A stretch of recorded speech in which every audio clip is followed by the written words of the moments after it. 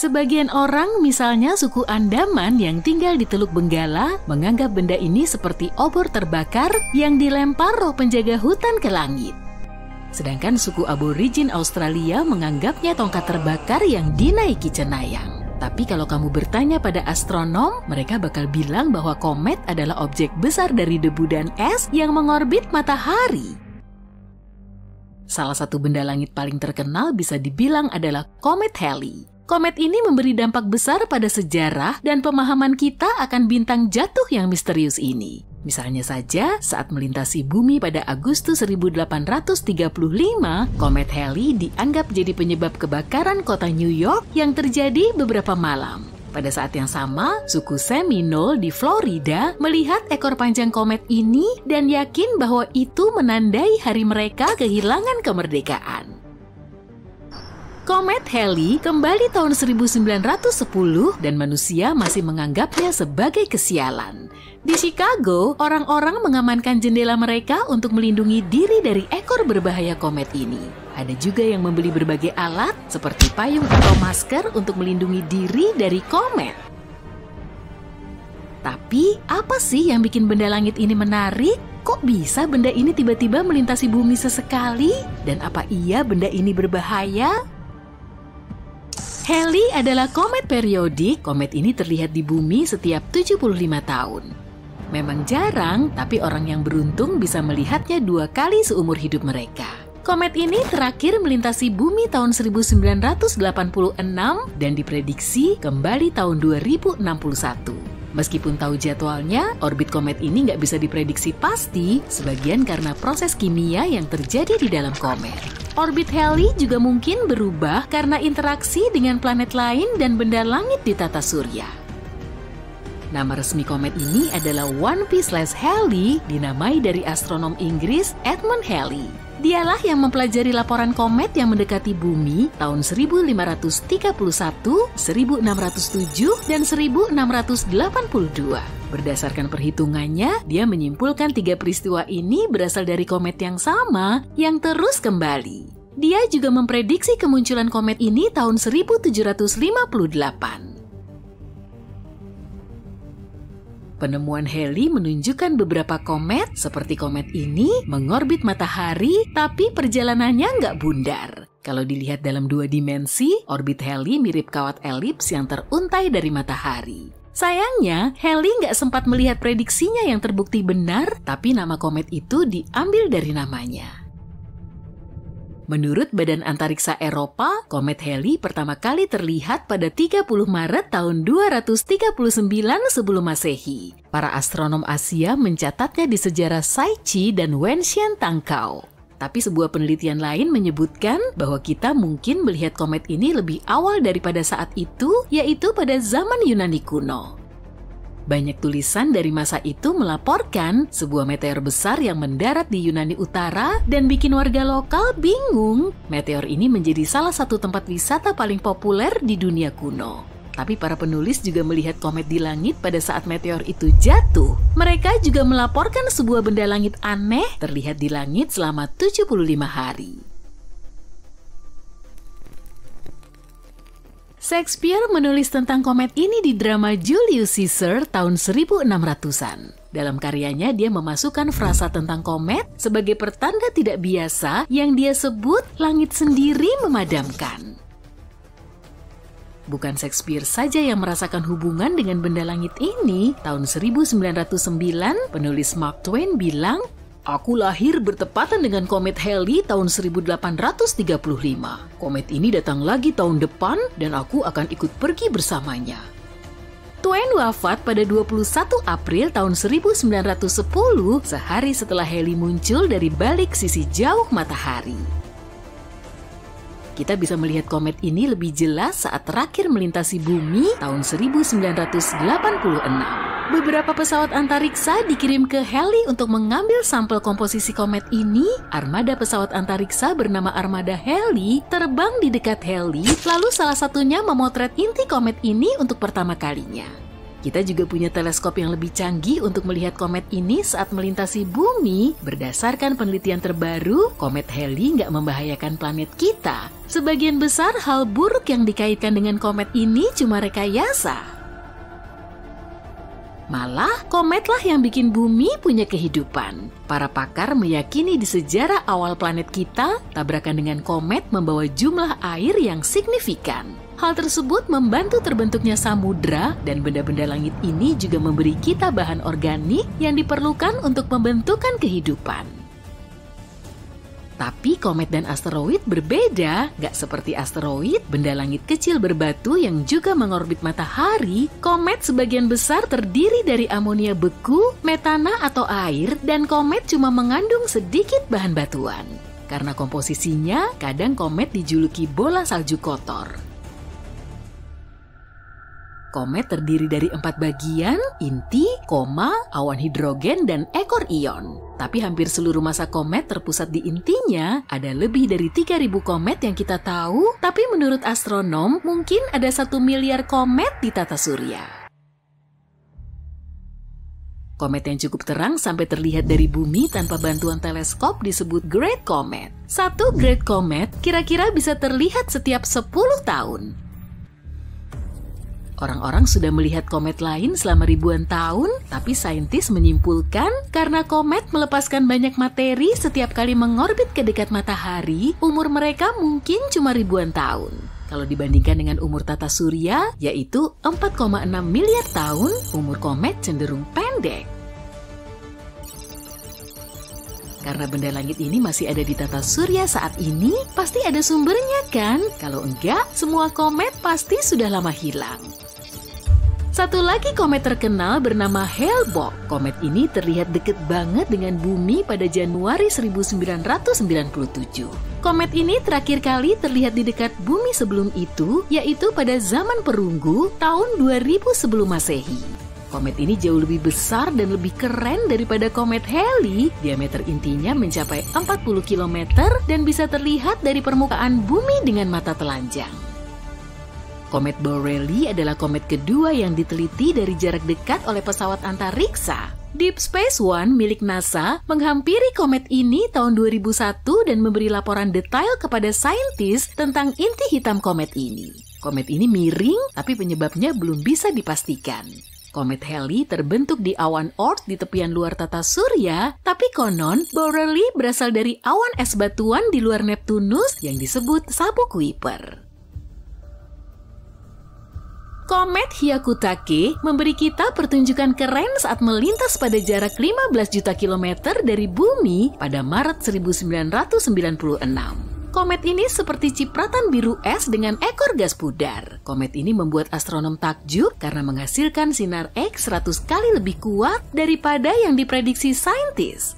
Pesawat antariksa Ulysses melewati ekor Hyakutake pada Mei 1996 dan melaporkan bahwa panjang ekor komet ini setidaknya 570 juta kilometer. Itu 2 kali ukuran ekor komet lain. Komet Wild 2 diteliti pesawat antariksa Stardust NASA tahun 2004. Wahana ini berhasil terbang dalam jarak 236 km dari inti Wild 2 dan memberi kita beberapa foto komet terbaik. Dari Stardust juga, kita pertama kali dapat sampel partikel debu komet. Kargo berharga ini kembali ke bumi pada Januari 2006. Debu komet diharapkan memberikan penjelasan tentang pembentukan Wild 2 dan tata surya miliaran tahun lalu. Wild 2 memiliki diameter sekitar 5 km dan ditutupi kawah dan tebing. Bayangin kamu lagi naik pesawat luar angkasa yang melesat di awan asteroid. Setelah pesawatmu berhasil menghindar dari hantaman asteroid, batu angkasa lain mencegatmu. Lalu, kamu tancap gas dan sengaja menabrakkan diri ke asteroid pada kecepatan penuh. Sebentar lagi NASA juga akan nerapin langkah yang sama. Misi ini akan dimulai di Pangkalan Angkatan Udara Vandenberg di California pada tanggal 24 November. Kita simak prosesnya yuk. Roket pendorong Falcon 9 sudah ada di landasan peluncuran. Tingginya setara dengan gedung 22 lantai atau 11 jerapah. Roket ini bisa ngangkut kargo sekitar 8 ton menuju orbit. Wah, Berarti kita bisa ngangkut beban seberat 1 gajah besar keluar angkasa plus makanannya. Kita hitung mundur. 3, 2, 1, luncurkan. Awan asap terus mengepul dan roket mulai lepas landas. 9 mesin sudah nyala pada kekuatan penuh untuk mendorong roket.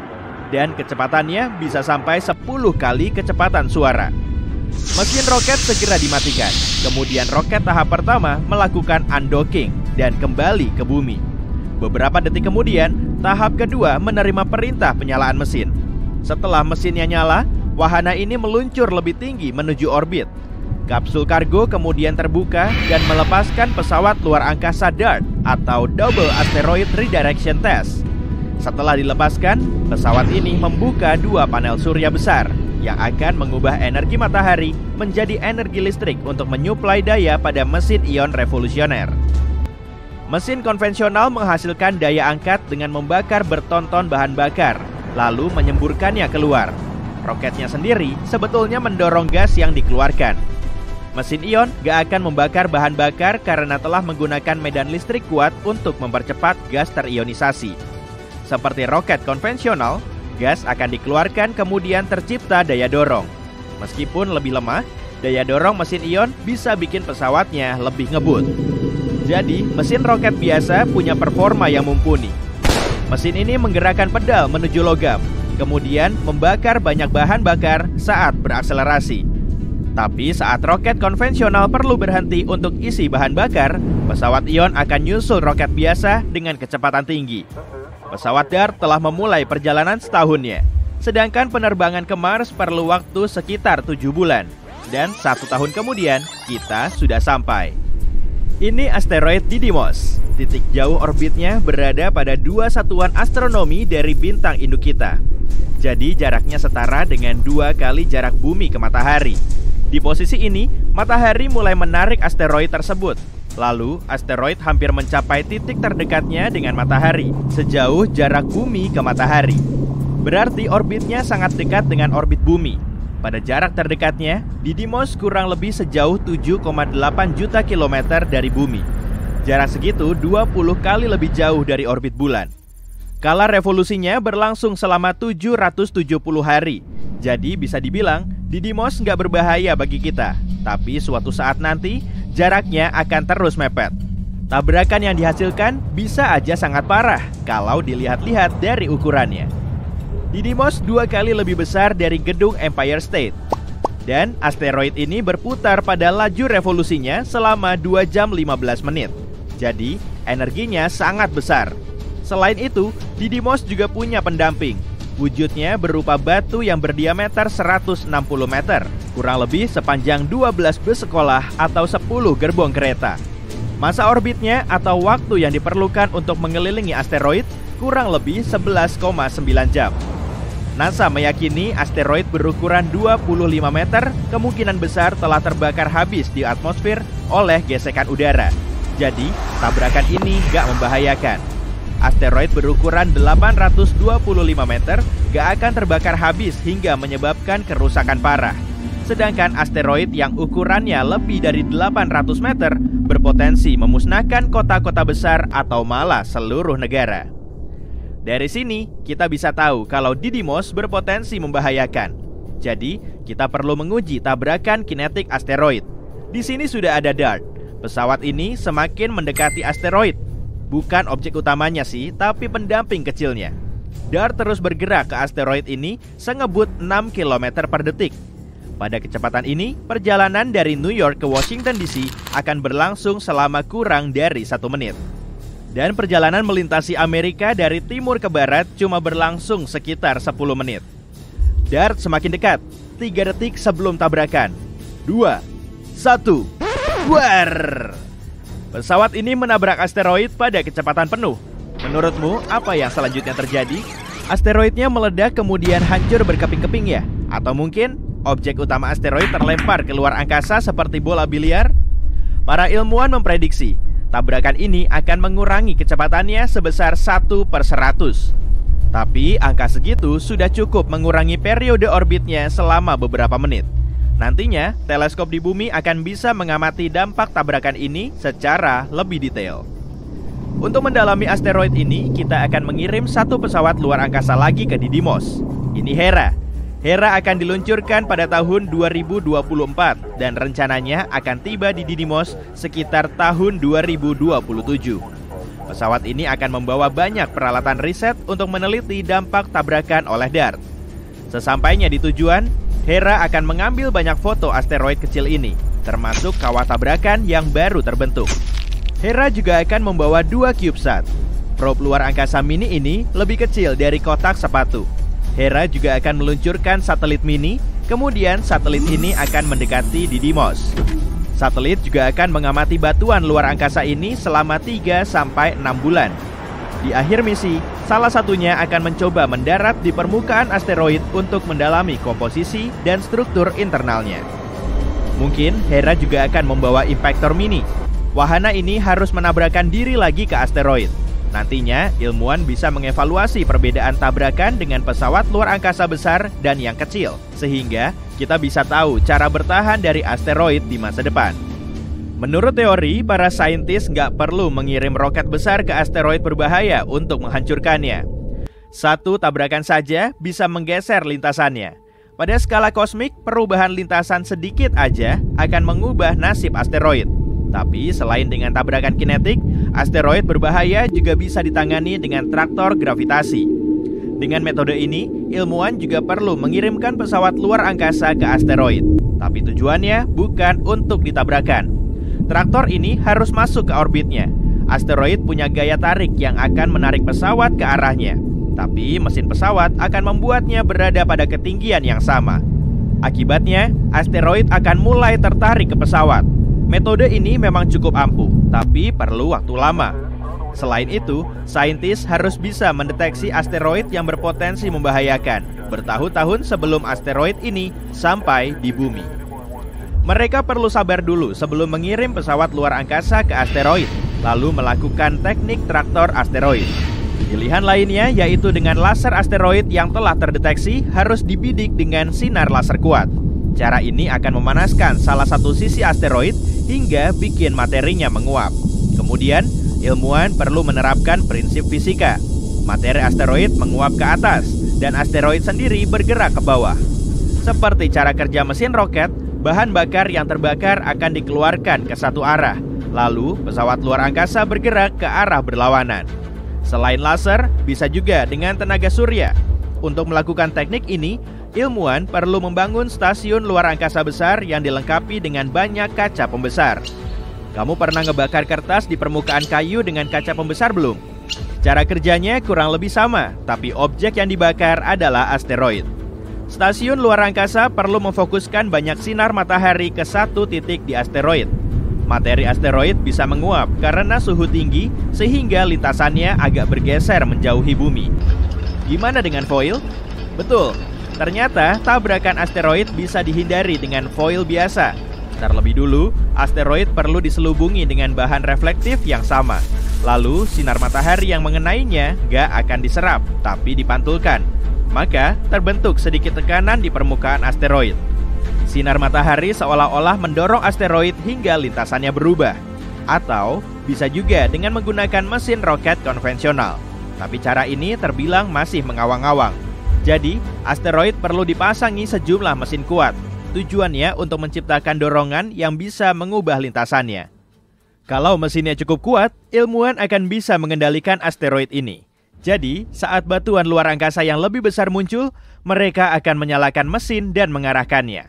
Tabrakan ini bisa menghancurkan asteroid paling besar, dan peristiwa seperti ini pasti akan jadi fenomena epik bertabur cahaya. Kita sedang terbang melewati planet-planet di tata surya, melewati Mars, Jupiter, Saturnus, Uranus, dan Neptunus. Kemudian kita melaju ke ruang gelap di luar ujung dunia kita. Kita telah sampai di tempat tujuan. Ini adalah awan Oort.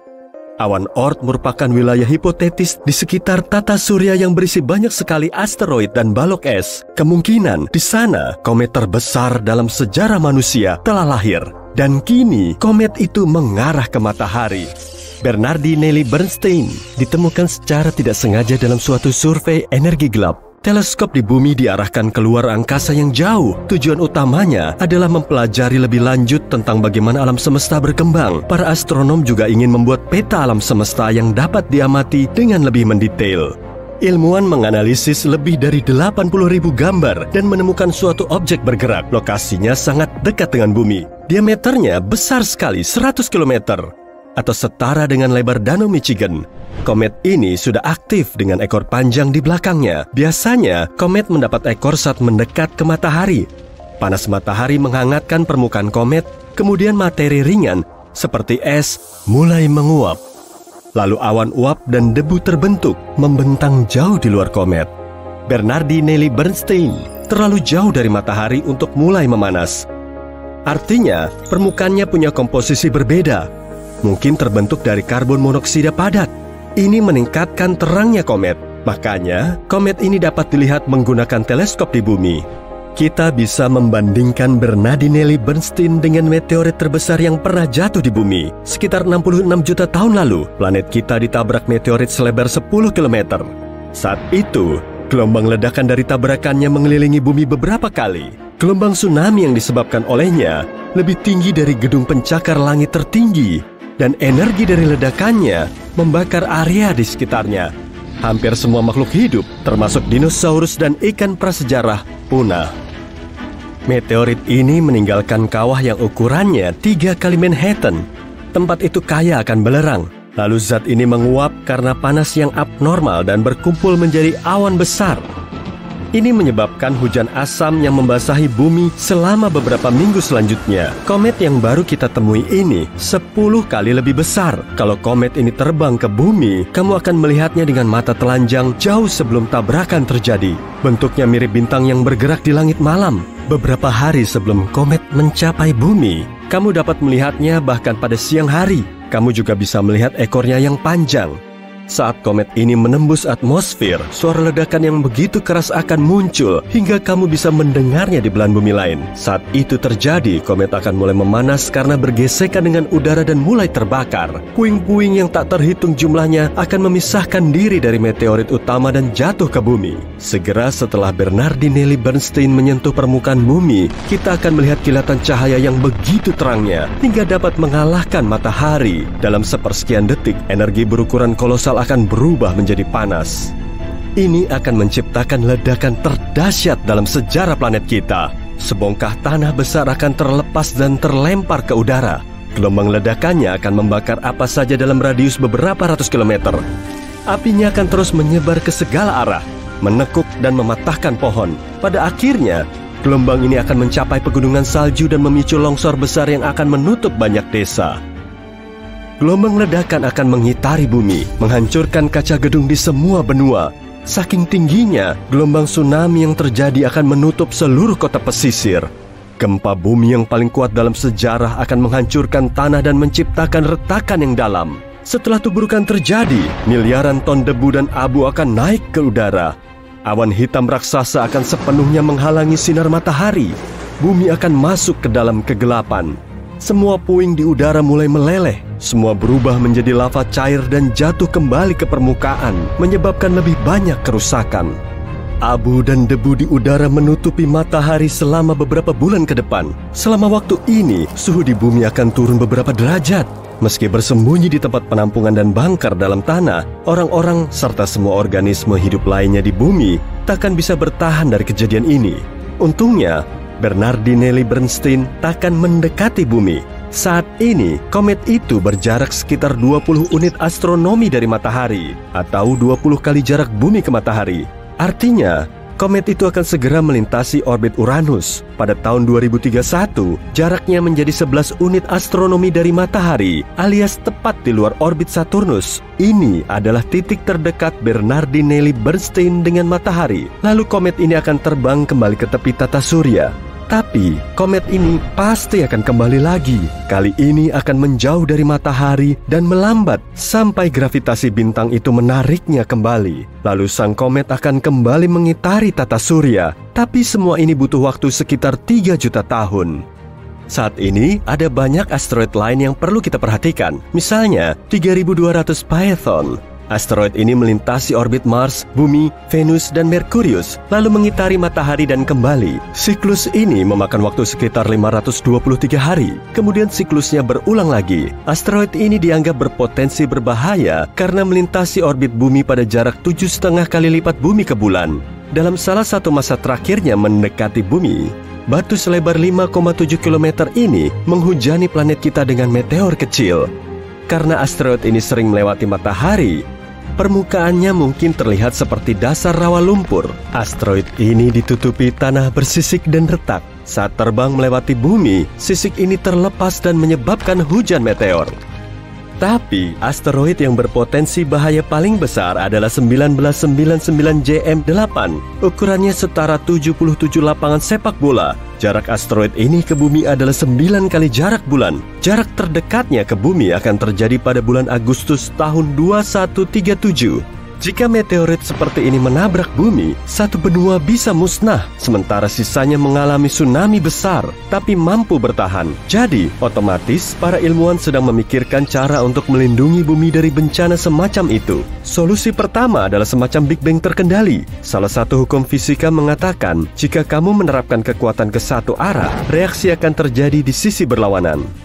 Jadi, jika kita melihat asteroid yang akan menabrak bumi, kita harus mengirim roket ke arahnya. Dengan begini, kita bisa menghasilkan ledakan terkendali, bukan di dalam, melainkan tepat di atas permukaannya. Ledakan ini akan diarahkan ke atas, dan asteroid yang kita incar akan bergeser ke bawah. Pergeseran kecil ini sudah cukup untuk mengubah lintasan asteroid. Lalu, asteroid ini akan terbang melewati bumi. Cara lainnya adalah mengirim benda berat, seperti pesawat antariksa, ke objek angkasa ini. Setiap objek berat punya gravitasi sendiri. Jadi, pesawat antariksa itu harus terbang dekat dengan asteroid dan akan menarik pesawat ke permukaannya. Tapi mesin pesawat antariksa kita akan menolak. Pesawat itu pun mulai menarik asteroid ke arah berlawanan. Ini akan mengubah lintasan asteroid dan planet kita akan tetap utuh. Kita juga bisa menabrak asteroid dengan pesawat antariksa tadi. Boom! Atau kita bisa membangun stasiun ruang angkasa seperti ISS yang akan dilengkapi banyak lensa pembesar raksasa. Kita akan mengirim stasiun ini lebih dekat ke matahari dan mulai mencari asteroid yang berpotensi bahaya. Lalu, kita arahkan semua lensanya agar sinar matahari terfokus ke satu batu raksasa itu. Panasnya akan mulai menguapkan materi di permukaan asteroid. Di sanalah fisika akan berperan lagi. Materinya akan menguap ke atas dan asteroid akan bergerak ke bawah. Kita juga bisa membungkus asteroid menggunakan kertas reflektif, semacam aluminium foil. Biasanya, objek ruang angkasa menyerap sebagian besar sinar matahari, tapi jika asteroid ditutupi begini, sinarnya akan memantul. Ini akan menciptakan kekuatan mendorong yang lemah. Itu seharusnya cukup untuk menghindari tabrakan. Kita juga bisa menambatkan mesin roket ke asteroid. Dengan begini, kita bukan cuma bisa mengubah lintasannya, tapi juga mengendalikannya. Namun, semua ini tergantung ukuran asteroid yang kita incar dan jumlah mesin roket kita. Kemudian, kita bisa menggunakan batu besar ini untuk menabrakkannya ke asteroid lain yang lebih besar.